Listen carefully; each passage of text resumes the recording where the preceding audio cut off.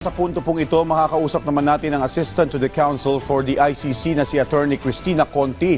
Kaugnay nga sa pagkakaaresto kay dating Pangulong Rodrigo Duterte dahil sa kanyang kaso na crimes against humanity sa International Criminal Court. Magandang gabi po, Attorney Conti. Si Joshua Garcia po ito ng Balitang Pambansa mula PTV. Magandang gabi. Attorney, una po sa lahat sa inyong pananaw at pagkakaalam, nasunod naman po ba lahat ng legal na requirements sa pag-aresto kay dating Pangulong Rodrigo Duterte? Sa aking nakita na mga clips at mga picture at sa sarili na rin sinasabi ng Duterte camp, nasunod ang protocol na ayon sa Philippine law. Ang protocol kasi na susundin, sabi rin sa Rome Statute, ay ayon dun sa proseso sa kung saang bansa siya hinuli. Kaya kahit paano, natuwa ako na finally may nakita tayo na legit, maayos at hindi questionable na issuean ng warrant. Of course, complicated, political at controversial. Pero una, may warrant of arrest ba? Bakit may picture? Akong nakita kay Bongo na hawak-hawak niya yung dokumento. Pangalawa, hindi daw siya binasahan. Bakit may video na magkausap sila ni General Torre and so forth. Kaya para sa akin, wala ako sa ngayon nakikita na dahilan para sabihin may kakaiba o irregular tungkol sa aresto. Alright. Linawin din po natin para sa kaalaman ng publiko, Attorney, bagamat hindi na po tayo sakop o kasapi sa ICC, ang kaso ay sinimulang imbestigahan noong 2017 kaya pasok pa rin ito. Tama po ba? Tama. Ang jurisdiction ng ICC ay hindi kumakagat kung kahit umalis ka na ng membership dito sa ICC. Ang jurisdiction kinukonsidera yan dun sa panahon na naganap ang krimen. Noong panahon bang naganap ang krimen, miyembro tayo? Oo. Kaya yun ang mas titingnan natin kaysa sa yung ngayon. Kasi otherwise, kung kailan pala, di napakadaling umalis ng lahat ng masasaklaw ng ICC investigation. Itong mga mamatay tao, itong mga despotikong leader, aalis na lang ng ICC dahil kumbinyente para sa kanila. Hindi ganon itinayo ang ICC. Kaya kailangang intindihin to, hindi lang ng taong bayan, kundi ni Presidente Duterte kasi ulit-ulit na sirang plaka ang lagi niyang sinasabi patungkol sa jurisdiction. Alright. Attorney, sa ngayon po, ano na po ang inaasahang mangyayari sa dating Pangulo at on the average, gaano po katagal dinidinig ang ganitong klase ng kaso? Mga ilang taon po ang aabutin? Una, may processing according to the rules. Ang Rome Statute ay merong tinutukoy na panahon at paraan para kumpirmahin o ipakita na verification ito na tama ang pagkaka-aresto sa kanya. Dito din magkakaroon ng verification of the identity of the person, the charges, the manner of arrest. At ito ay ihaharap kasi sa korte. Maaring ito ay sa isang local court, at ang kinikinita ko ay Dutch court, o kaya mismo sa International Criminal Court. Dahil hiwalay ang Dutch judicial system sa International Criminal Court.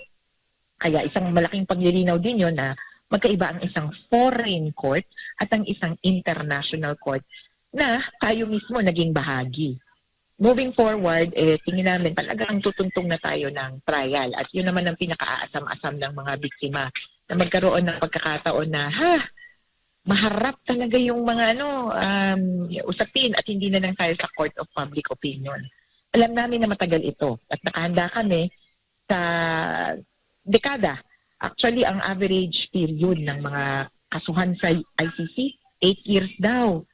At kung kami, whether yung minimum na mga 2 years, may ibang natapos na gano'n na hearings, at 10 years, handa kami para dun sa ganong framework. Alright. Attorney, paglilinaw din po, yung nangyari po bang pagpapadala sa dating Pangulo sa The Hague, Netherlands, ito po ba ay nangangahulugan ng pagsuko ng soberanya ng bansa? Ang hirap sabihin, hindi ka nagsusuko ng soberanya kasi merong Pilipino na take him to trial. At yung konsepto ng ICC ay meron tayong ibibigay o ipapaubaya na partikular na otoridad sa isang international court para litisin ang mga Pilipino. kaso, nasaklaw tayo nitong ICC. Pero kusang loob nating ipinagkaloob yung ganoong kaliit na issue sa soberanya natin. Hindi ito yung tipong pinamigay natin ng Kalayaan Islands o itong issue natin sa West Philippine Sea. Hindi kasing visual as that. Ito, nanghihingi lang naman ang ICC ay pagkakataon para magkaroon ng trial o hearing patungkol sa matitinding mga kaso. 4 lang naman na kaso yan. Crimes against humanity, war crimes, crimes of aggression at genocide. Sa 4 na kasong to, binigyan natin ng otoridad ang ICC na litisin ang isang Pilipino o kung sino man ang nag-commit nito sa loob ng teritoryo ng Pilipinas nung panahon na miyembro tayo, of course. Yes, Attorney. At panghuling katanungan na lamang po, ayon po kasi sa kampo ng dating Pangulo, kidnapping daw ang nangyari sa pag-aresto sa dating Pangulo. Ano pong masasabi niyo rito? Pa-victim yung ganitong estilo na meron kang sasambitin pero kontra dito yung ebidensya. Ang kinidnap na isang tao sa isip ng normal tao ay kapag ikaw ay kinuha ng walang otoridad o walang dahilan. Sa nangyari, kinuha si Duterte dahil mayroong reasonable basis for his arrest. At ang warrant of arrest na inisyo ng ICC, kahit pa-questionin nila ang jurisdiction ng korte, ay valid on its face at backed up by the authority of 125 member countries of the court. And we cannot avoid that. We cannot ignore that, which is precisely why the President talked about international obligations and committee mutual obligations in his speech last night. Ang sinasabi niya ay sa international community, importante yung meron tayong salita. Dati sabi natin, makikibahagi kami sa korte at sasang-ayon dun sa mga protocol nito. Tapos ngayon, na obligado tayong sundin ang nasimulan na ng korte, bigla na lang kakalimutan natin o hindi natin papansinin. Nakakahiya at nakakasama, lalo na kung tayo naman ang mahihilingin sa ibang bansa. Alright, maraming salamat po sa impormasyon at sa inyong panahon, Attorney Cristina Conti.